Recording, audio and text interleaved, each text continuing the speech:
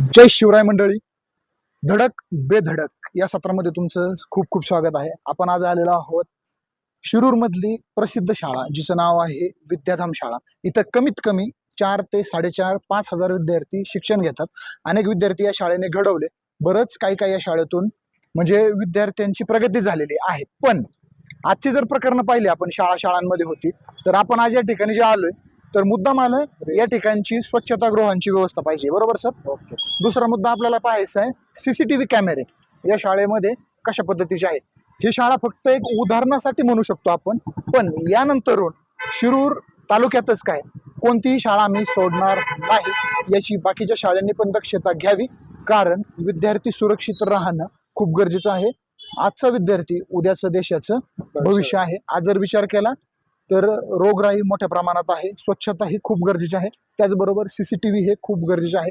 किती मोठ्या प्रमाणात चालू आहेत आणि नाहीत हे आपल्याला डायरेक्ट धडक बेधडक पाहायचं आहे.